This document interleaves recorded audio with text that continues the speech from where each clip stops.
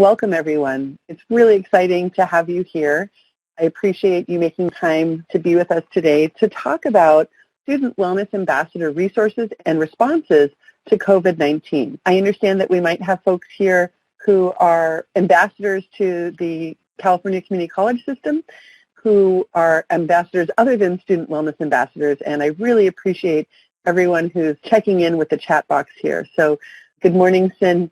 Please do not hesitate to raise your hand if you have questions or comments that you'd like to bring up during this presentation. I'm hoping that this can be somewhat of an interactive discussion today.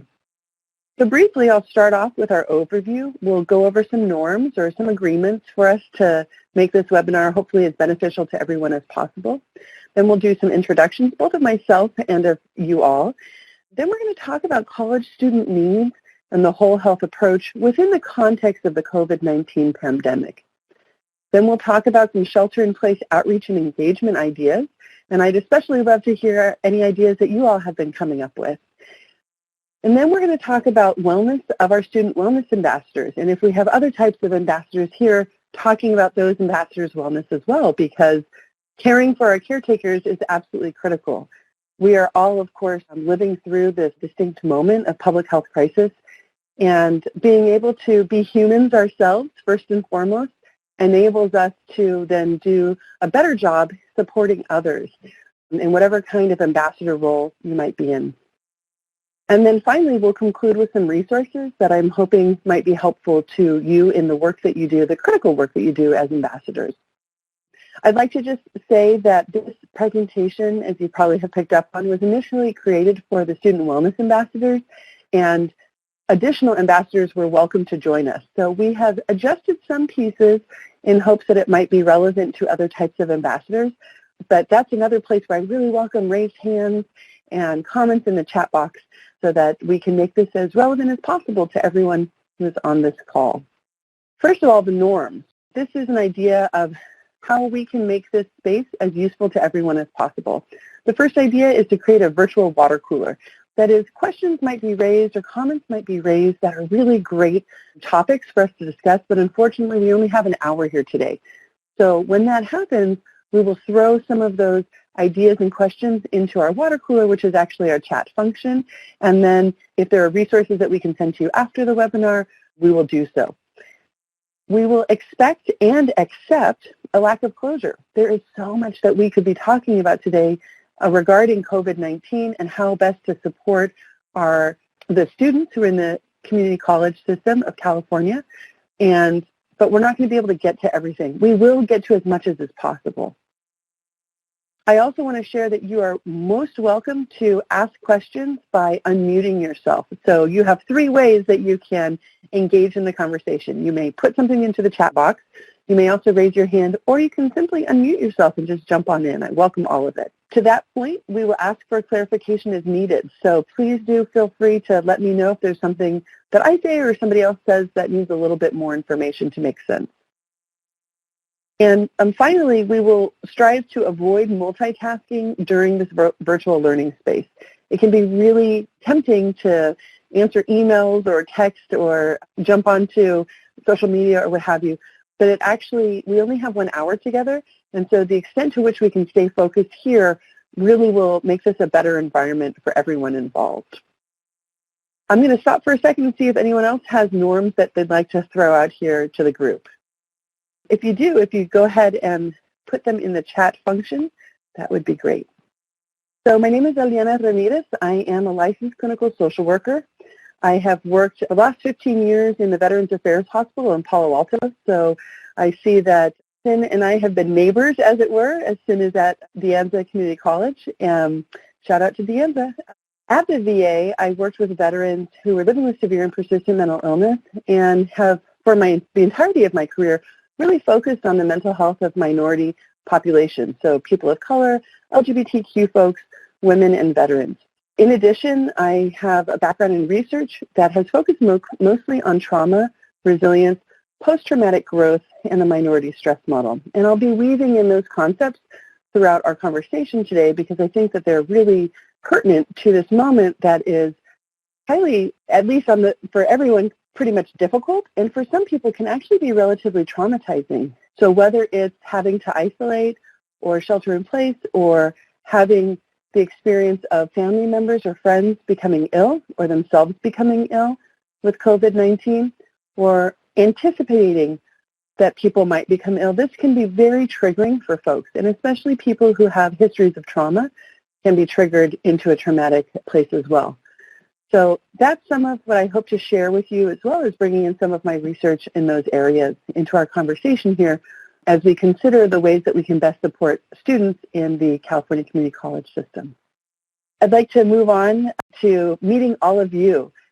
And I really, again, appreciate that people have entered into the chat box your name, your college, and the ambassador program that you work with, if you, in fact, work with an ambassador program. You'll see that I have several pictures of amazing student wellness ambassador teams throughout these slides, which I have pulled from materials you all have submitted over the year. It is really, really exciting to meet you all, largely because my experience in college and universities and graduate school, I've really appreciated people who would step up like you all have to think about and be proactive to support the wellness of students. And so for that reason, it's really an honor for me to be with you all here. So we're going to start off with a poll to get to know us. The question is, what do you think are the greatest challenges that are facing students at this time? And if you just go ahead and enter your answers here, please, then we will be able to get a sense from our group what we think the greatest challenges are facing students at this time. The options are maintaining academic progress during shift to online learning, mental health challenges of isolation from shelter in place and or stress and anxiety over COVID-19, grief over lost major events like graduations or weddings, difficulty balancing academic life with caring for children and or elderly family members, financial stress from lost work, food insecurity and or housing insecurity, and other. And if you have identified other, if you would please submit those ideas into the chat box and we can include them in our discussion here. I really appreciate the folks who are jumping in and answering responses. So far, it looks like the perception is that financial stress from lost work is one of the top concerns that are facing students at this time, followed by maintaining academic progress during shift to online learning, and mental health challenges of isolation from sheltering in place and or stress or anxiety over COVID-19. We also see some food insecurity and or housing insecurity as well. Okay, thank you everyone so much. So as we can see, there are a variety of different stressors that students are experiencing right now. What a big shift for people, right? For all of us, frankly, to suddenly have to shelter in place and to adjust. We have many students who are caretakers for children as well as for elderly parents or family members. And those of us who have children, they're at home. And so we're juggling not only, our jobs, if we're lucky enough to continue to be able to work remotely, or a lost job in the financial stress, as many of you noted there, plus taking care of children or elderly family members. And on top of that, the issues of trying to maintain academic progress. So I want to start off with this image. I don't know if you've seen this. I first saw this image on Facebook. This is an image by Caitlin Kurian. Caitlin created this image about the class of 2020, and I believe the image is in reaction to high school students who are about to graduate. But I thought that it was an image that really spoke potentially to college students as well.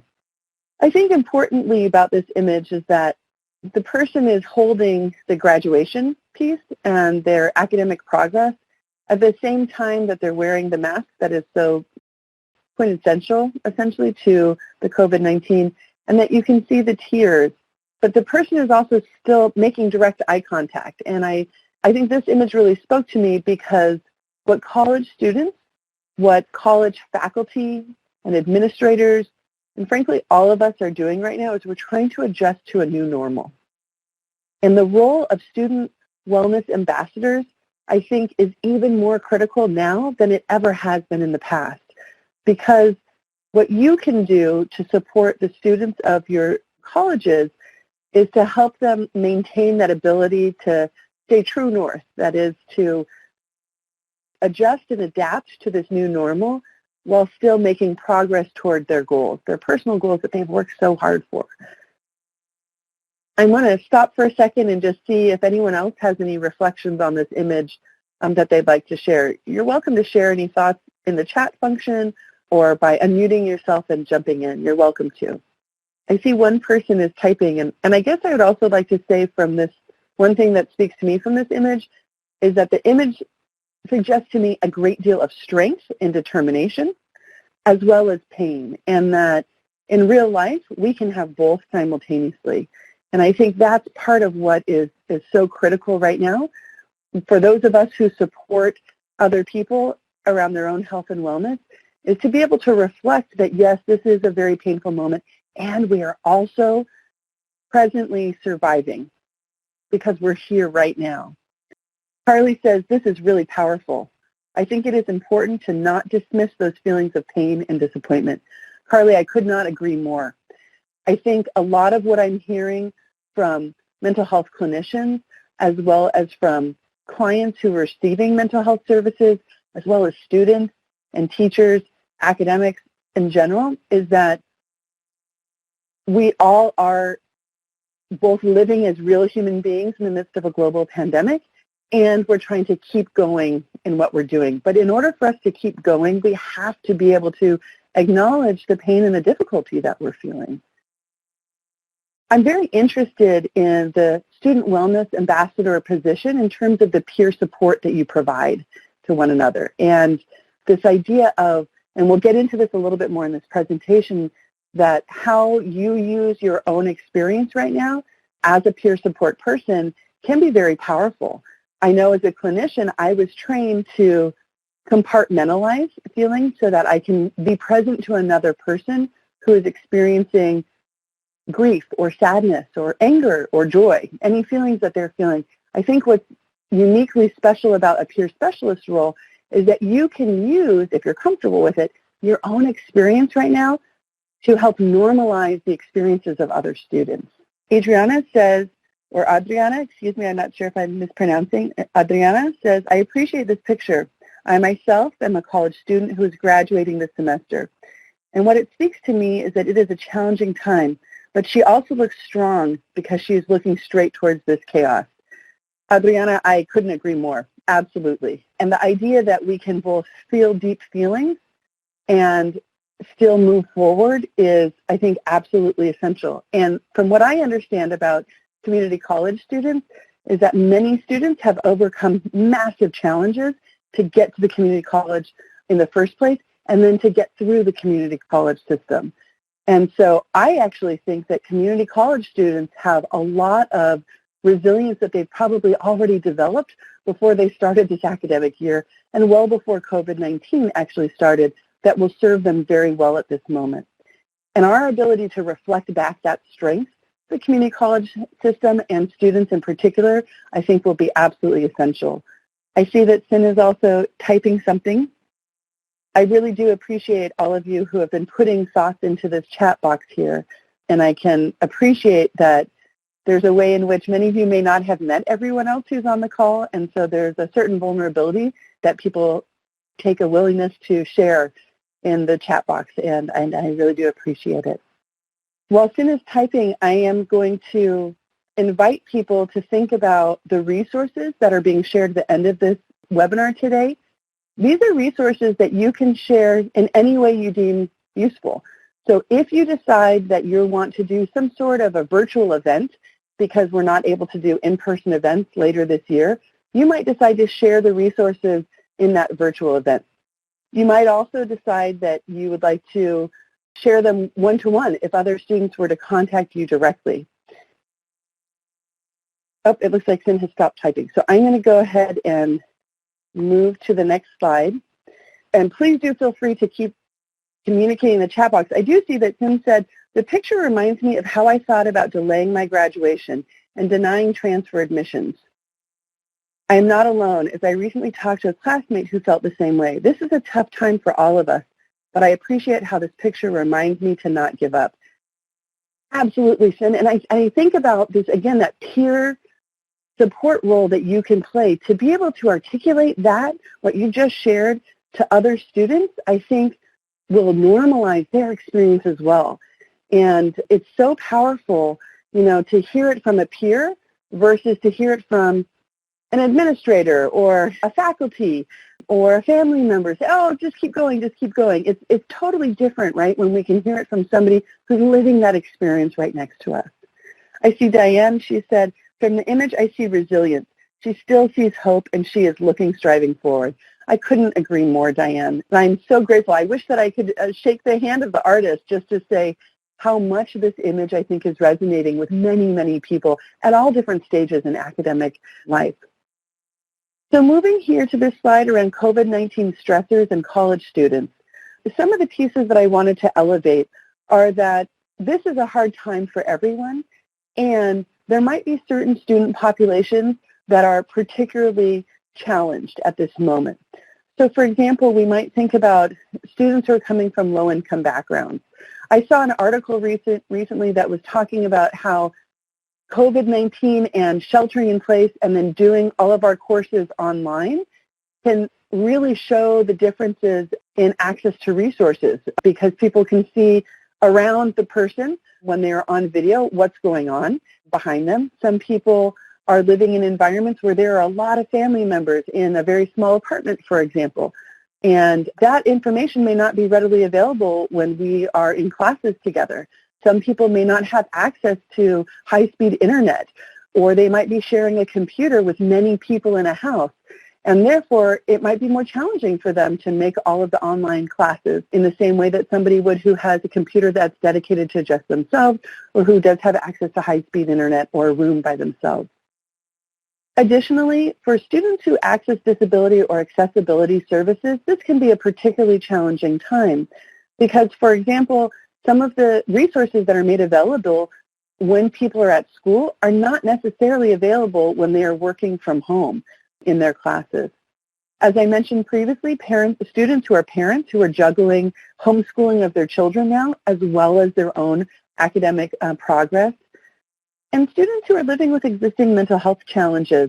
We're starting to see in the literature an exacerbation of issues like anxiety, depression, suicidality, substance use and abuse as well. So for people who had existing mental health challenges prior to COVID-19, those challenges can become even more magnified now. Additionally, for folks who have just or are finishing their degree or program, they're about to enter a job market that is largely frozen in terms of global business. And that's a very different future to graduate into than what people had thought when they began this program. Many people might have concerns about paying student loans, going back to the poll that we just saw. This is a part of that speaks directly to that. I'm really excited to share that there are several student loan agencies that are allowing flexibility for students, and I've got some of those resources at the very end of this presentation. So I think that there's also a message of hope that we can bring to the community college student population. One is that there is some loan leeway that is being developed right now by many loan lenders. There's also a variety of mental health supports that are going online or becoming virtual, so people can also get support for many of the different challenges that they're facing anew in the age of COVID-19. Then finally on this slide, if the COVID-19 pandemic results in a recession, we might actually see increased suicide rates, domestic violence, crisis line calls, and reduced public health services as we have seen in previous recessions like the 2007-2008 recession here in the United States. So students are really juggling a lot right now, of course, in this moment. So I want to stop and just check in with you all. I know many of you have put together some really fabulous ideas for events that I've seen that were slated to be in April and May of this year. And I just wanted to check in with you about any events that you've had to cancel because of the shelter-in-place order. I know what I had seen was that Moreno Valley College's Pathway to Wellness event was planned for April 30th, And this is where students would have been handed stress kits that would include a stress ball, T-scantrons, and more. They would also be including therapy dogs or henna artists and a masseuse, and students would have the chance to relax and prepare for their finals. Oh my gosh, that is exactly the kind of wellness activity that I would have loved to have gone to when I was a college student. And of course, we cannot provide that level of support at this moment. I'm seeing Adriana was planning on doing a painting event. Excellent. And some of the images that I saw involve things like painting, and which we know to be very therapeutic and helpful to people who are managing stress. Finn says, had to cancel my mental health walk and May mental health event as well. I just want to acknowledge, having been a student organizer myself when I was in college, the massive amount of work and energy and heart and soul, frankly, that go into planning these beautiful events for the campus.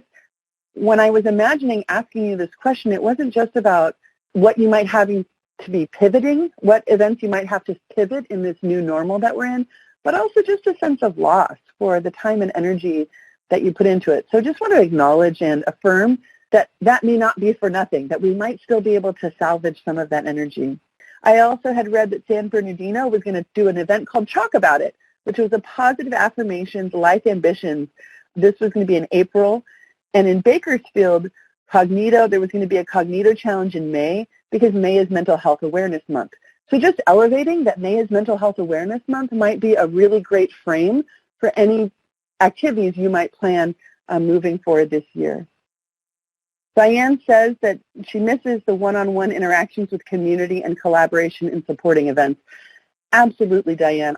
My experience has been that every day I'm finding a different kind of place where I'm realizing a loss of connection to others or community. And I think one of the pieces that's so important is that right now what we're doing is physical distancing, but we don't actually have to do social distancing. And that's one of the messages that I'm hoping will come through this presentation today, is that there are ways that we can do physical distancing to keep ourselves and others as healthy as possible, but we don't have to do the social distancing. It does require us to do some thinking outside of the box. So thinking about time here, I just want to invite anyone to share the ideas. I've used some terms here so far already that we actually haven't clarified. What does it mean to cope? What does it mean to have wellness? And what does well-being mean? And you're welcome to, if you'd like, to share any of your thoughts about these terms in the chat box or to speak them out loud. Given kind of the time that we're at right now, and I want to make sure that I can get to the resources that I've prepared for you, I'll just share a couple of ideas that might resonate with some of you. So coping typically is around the idea of how we get through a really challenging moment. So we can get from before the challenging moment to through the challenging moment to after the challenging moment. Wellness oftentimes is thought about the extent to which our physical health or maybe even our mental health might be panning out for a given day, hour, or moment. And well-being oftentimes is connected to that idea of wellness and oftentimes is around mental health. I see that someone is typing here and I'm excited to see what they're sharing. I think these concepts of coping, wellness, and well-being also are culturally specific. So from our different experiences in life, be it from racial or ethnic experience, be it in terms of our gender or identity, it might have to do also with our definition of being a veteran or a civilian, that these terms might mean very different things to different people. And when we think about the California Community College system, one of the beauties of it is the great diversity of the student body. And so I appreciate when in the work that you all do, as you engage the student body around these different kinds of concepts, that there might be very different definitions based on who you're speaking with at that time. Just as an example of this, having worked with veterans for many years, when I ask them about, well, what does it mean to cope? I oftentimes will ask them, what did that mean? What did that word mean prior to entering the military? What did it mean when you were in the military? And what did it mean after you were in the military? Again, because what's happening around us can make a very big difference in how we feel about what it means to cope well or to struggle. And with that, I'm going to move to the next slide. which is asking whether or not the meanings of these words have changed with COVID-19. And that's kind of what I was alluding to with my mention of veterans and their experiences. So I'll share just an example of this for myself. I'm the parent of a young 6.5-year-old. Prior to COVID-19, I had these wonderful goals, perhaps, or boundaries around screen time. And I really did not want my child to be on the screen too much. And so we really limited the amount of time that this person was on the screen. Well, gosh, now I have to allow my child to use more screen time because it's required for school. And so, as I think about wellness, I have to readjust my thought about wellness and well-being for my child because connection to other classmates, ability to access education, these are shifting right now and they require screen time. I'm seeing some really great messaging in here. Diane says, coping is something I am always learning. So true, Diane. There are different strategies and techniques that can help everyone. Wellness to me is nutrition and exercise. Well-being to me is practicing self-compassion and care. Brilliant, Diane. I'm so glad that you brought that up, this idea of self-compassion and care. I think this is part of what is so hard right now is that many of us are feeling like we have to work faster and harder to accomplish goals in a new normal. And what that is requiring is working really, really long hours. And where in there are we able to practice self-compassion and care? When we know that things like exercise really have an effect, beneficial effect on mental health. When we know that things like adequate sleep and social connection to others are directly tied to our ability to cope, our physical wellness, and our mental health well-being. Thank you so much. I'd like to introduce this idea, if you haven't seen it before. This is from SAMHSA, the Substance Abuse Mental Health Services Agency. This is 8 Dimensions of Wellness. And I really like this image. I hope that you can see it well. But it talks about 8 different aspects of our lives that all connect and overlap to create an overall sense of wellness. And so just looking at one topic, emotional wellness, this is in relation to our relationships to others, whether we feel confident, the extent to which we are resilient. And one thing I'd really like to share is that resilience is something that we can learn and we can develop over time. It's not that there are some people who are resilient and people who are not resilient. No. The elasticity, plasticity of our brains have hardwired us to be able to develop resilience along our lifetime. And I think that's one of the pieces that's so critical for student wellness ambassadors as well, potentially to reflect back to the community, is that anyone can develop skills of resilience. And frankly, community college students probably already have developed a lot of resilience just to get to this point in the first place. But you can see that there are other dimensions here: financial, social, spiritual, occupational, physical, intellectual, and environmental. And I think one of the pieces that's so important right now about COVID-19 and having to shelter in place, that as we kind of talked about, many aspects of this wheel are being impacted. So for people who are Jewish, tonight is the beginning of Passover. And for many people, observing Passover by themselves in their homes is a deeply painful experience because it's something that is an experience that they typically share with others in community. For people who are Christian, this coming weekend is Easter. Oftentimes, families will celebrate Easter by doing Easter egg hunts or going to church, both of which are oftentimes social community events. And so when we think about wellness right now for students, it can be helpful to think about how COVID-19 is largely impacting almost every single, if not every single aspect of this wheel. I wanted to share with you, and I'm not going to spend too much time going through all of the questions, but you've got them. You can download the slides for yourselves. These are some really, I think, powerful questions that have been created by a group called Meaning Makers that relate to the wheel that I just showed you. So these are questions that you might consider completing by yourself or with another wellness ambassador peer. These are also questions that you might share with students who are part of your college campus community. I like these questions because they are related to the 8 dimensions of wellness that we just looked at.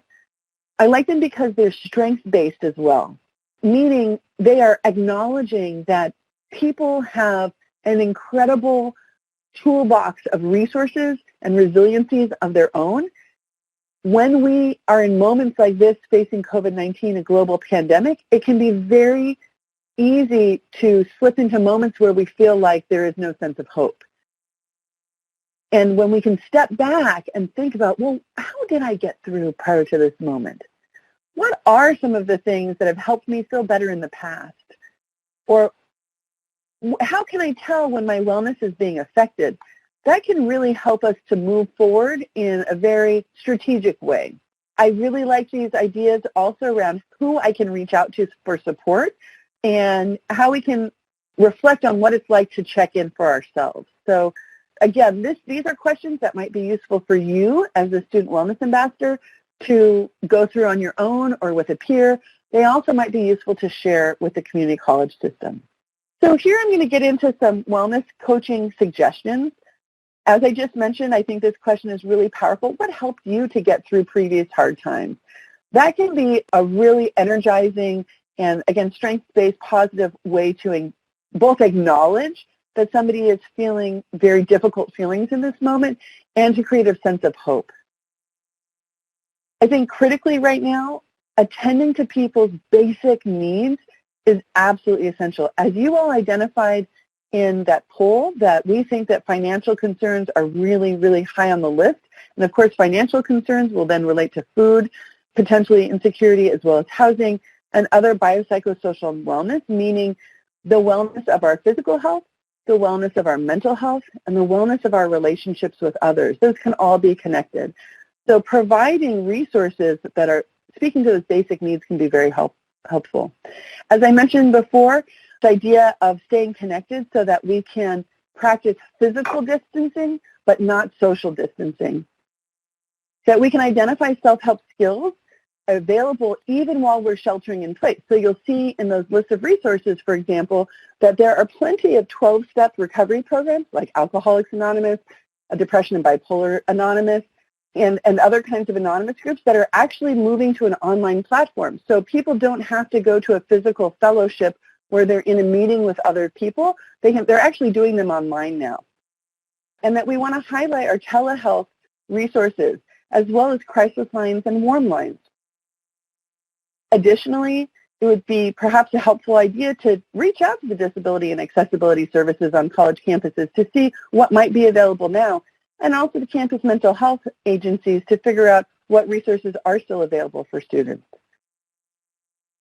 And I think one of the critical pieces for students, for college students, is many have never done online classes. And so there are some really key basic skills like how to organize a workspace, how to organize one's calendar, how to maximize the platform of using online learning platforms. That these can be very helpful. And there is a webinar at the very end of this training or webinar that I wanted to share with you that you can find a lot of really great information that's specifically to help students adjust to learning from home.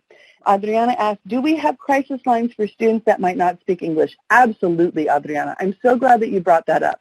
There are a variety of crisis lines now that have multilingual responders on the other end. So when you call in, you can be connected to somebody who speaks Spanish or Tagalog or any number of other languages. Thank you for bringing that up.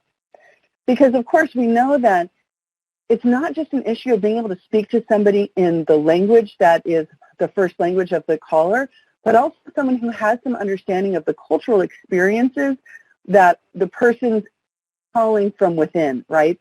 And so that's such a critical question. Thank you, Adriana, for bringing it up. So now I want to get into some shelter-in-place student outreach and engagement ideas. These are just ideas that, when I was like, oh, let me go back in time to when I was a student organizer that I might have thought of doing now. I want to put out there to you all that I'm sure you have wonderful ideas that go way beyond what I've even thought of here.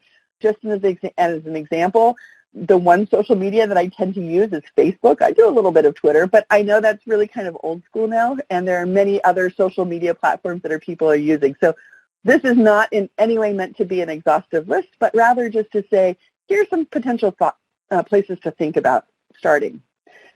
So for example, it's not just utilizing social media and email networks, but thinking differently about maybe reaching out to some of the student groups, so like MECHA, like the Black Student Alliance, like an LGBTQ student groups. If the mental health clinics at your campuses have listservs, faculty email distribution lists also might be helpful. Reaching out to Academic Senate, Chancellor's Office, or even your college social media accounts for outreach. So the idea is, I'm imagining back in the day when I was organized on campus, oftentimes we would flyer the campus everywhere that we would go. We would stand in places where large groups of students would walk by at the same time. We might make announcements in class.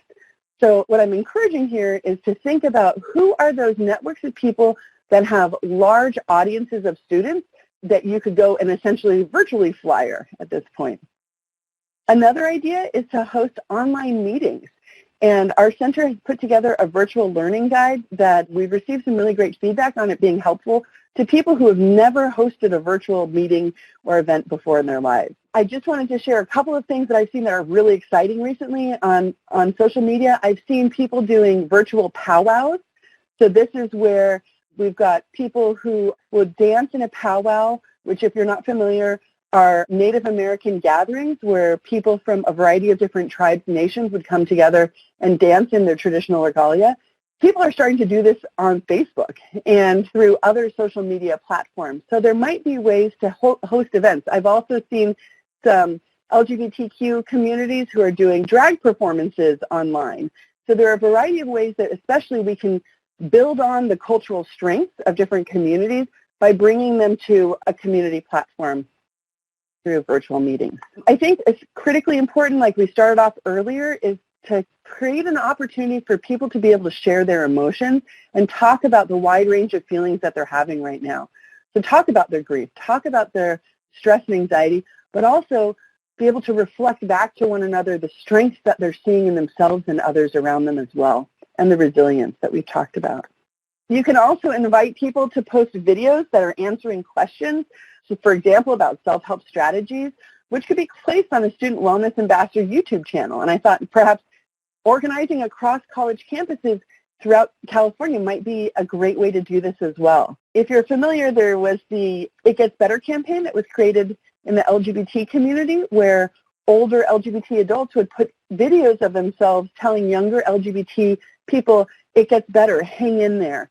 And it really went viral. And so this might be another way to really build on and reflect back the strength and resilience of the community. You might invite people to create Spotify playlists or from any other platform that is about music sharing, specifically asking them to create inspirational themes like around hope, resilience, or better tomorrow. And these song playlists could be used for workouts at home or house cleaning or other things that people do while they're sheltering in place. You can also create Google Docs where students post pictures of themselves doing healthful activities and creating a photo montage to share on school social media. A lot of times people will create really great incentives for in-person events, and I'm just highlighting that there might be incentives that could be shared, and I don't know what your budgets are or if you have access to budgets, but if you did, perhaps this is one way that it could be shifted, is to think about things like Amazon cards. I also heard earlier that some people who are organizing webinar meetings are sending a little care package to the webinar attendees ahead of time. So if you have already bought stress balls or some other goodie that you were going to hand out at your in-person events, it might not be too late to use some of those. Maybe they could be shared. I think importantly, looking for opportunities to capitalize on everyday resilience. So these are things like laughter, hope, focusing on the now, reflecting on past coping successes, gratitude and altruism that is helping other people is really powerful, and that we can tap into things that are typically untapped potential alliances, like as I was sharing before, student groups that you may not have worked with before, but also faculty. And there might be some shared experiences between students and faculty that could work very powerfully together. For example, you as student wellness ambassadors are very interested in supporting the wellness of students. Many faculty are as well, and a lot of faculty might be concerned about seeing some of their students who came to class regularly who are not now getting online regularly. So there might be some natural alliances that you could have with faculty to try and figure out how to reach out to those students who may not be connecting quite as much as they did when things were in person. I think especially right now, a lot of us are concerned about the people who work in our agencies or our college campuses who we're just not sure how they're doing and what's going on with them because they might have been that first line of workers to have lost their jobs. So for example, janitors, people who work in food service, groundskeepers. I know that some of the really important relationships that I had when I was in school were with folks who did those kinds of work because that was the kind of work that my family did. So I would think about them, especially right now. Do they have jobs and how are they doing? And to that end, it can be great to organize to support people who are the most vulnerable in our communities and perhaps creating group competitions or projects among students so that we can think about how when we give back to others, it helps our own sense of wellness and it helps our own sense of hope. That might be another kind of twist on this idea. So that in the past, your events might have been focused on supporting student wellness in the moment, like these great massages or a yoga class. Now, wellness is about maintaining connection to other human beings, and so creating an activity that they could support others on their college campus who might be most vulnerable right now. That's also, it's about psychological mental health, right, and wellness to be connected. So might think about fundraisers or clothing drives. So I want to do our second poll here. What are the challenges that are facing student ambassadors at this time, please? Options are maintaining their own educational goals, self-care and care of a family member or loved ones, fulfilling student wellness ambassador duties, or other. And if you have other, please do enter them into the chat pod. I think, when we think about caring for the caretakers, it's such a critical piece because those of us who are caretakers, we're really good at caretaking for others.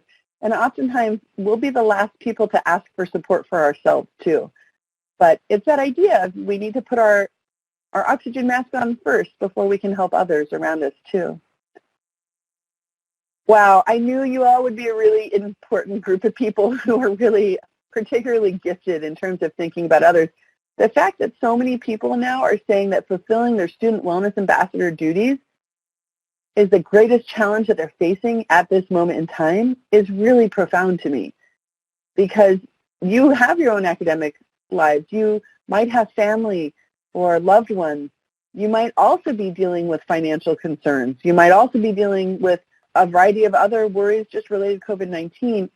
And yet the student wellness ambassador duties is so prominent right now is really, really powerful.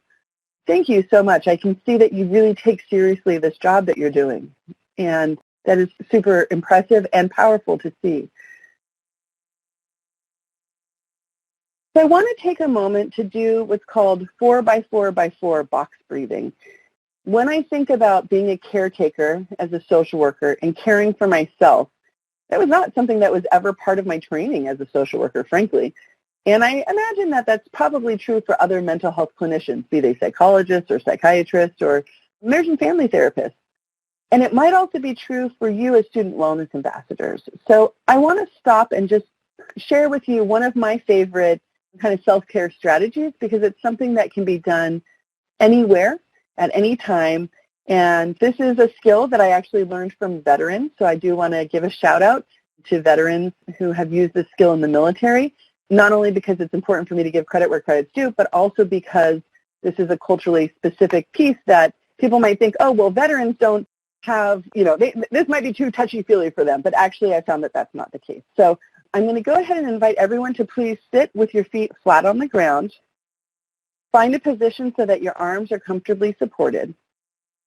You may close your eyes if you feel like you want to, or you may keep your eyes open, whatever makes you feel safe and comfortable. And I'm going to invite you to follow directions on how to breathe for a second.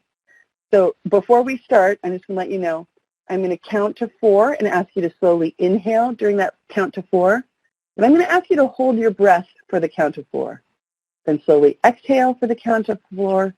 And then again, hold it, no breath for the count of 4. And we'll do this a couple times together. So we'll go ahead and start now. So please take a deep inhale. 1, 2, 3, 4. Hold it. 1, 2, 3, 4. Slowly exhale. 1, 2, 3, 4. Hold it. 1, 2, 3, 4. Slowly inhale. 1, 2, 3, 4. Hold it. 1, 2, 3, 4. Slowly exhale. 1, 2, 3, 4. Hold it. 1, 2, 3, 4. One more time. Slowly inhale. 1, 2, 3, 4. Hold it. 1, 2, 3, 4. Slowly exhale. 1, 2, 3, 4. Hold it. 1, 2, 3, 4. Okay, thank you. So you can open your eyes if your eyes were closed, or just kind of come back into this present moment. One of the reasons why I like to share this box breathing is, and again, the box is the idea of 1, 2, 3, 4. So you have a visual that you can do while you're doing the breathing to help you kind of get through it. I like to share this because it really does help with regulation, and it helps, meaning mood regulation. It helps us to get back to the present moment when we are being overwhelmed with fears about the future, when we are being dysregulated by difficult memories from the past. It can really bring us to center us now. It also is just helpful because the central nervous system, the relationship between the central nervous system and our moods and our physical health, the central nervous system is the kind of connector piece there. So when we slow down our breathing, it both makes us oftentimes feel physically better, but also can help our mood at the same time. I do want to acknowledge that Sin had shared we include all of the above options for this poll. Yeah, I absolutely agree with you, Sin, that I think for many people, all of the things in the previous poll might have been an issue for folks. Oh, Diane says, as a CalFresh student ambassador, I'm glad to tune in. Fabulous. I'm so glad to hear that. So I want to start moving over now in the last few moments that we have together to highlight some of the resources that I've put together for you that you might consider using in the field. Again, we've got in this presentation, there is a COVID-19 binder, and that is where you will find these resources plus many, many more. For the sake of these slides, I didn't want to show you all of the resources that we had because that would be a lot just visually. It's not good etiquette for a PowerPoint presentation. So I'm going to share with you just a few select that are from this much larger body of resources for you. So there are crisis lines, warm lines, and chat rooms. Some of these you would phone call in, some of them are texting, some of them are online where you'd go to a website and you can chat online. I've tried to find resources that are considering diversity issues, so parental stress lines, an LGBT national health line. We are seeing that calls to domestic crisis lines are on the increase these days, and there are a variety of support groups that are available as well that are free or low cost. And those support groups are for a variety of mental health and physical health challenges.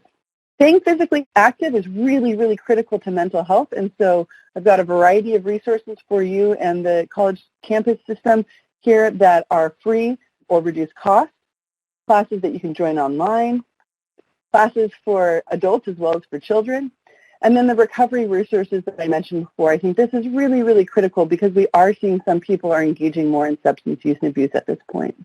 We've got resources around managing stress, anxiety, and staying connected. And then there are some places where people can hang out with their affinity groups. So there's a Queer Quarantine Hangouts Performances Facebook group that I mentioned before. And then the references here that I used for this presentation.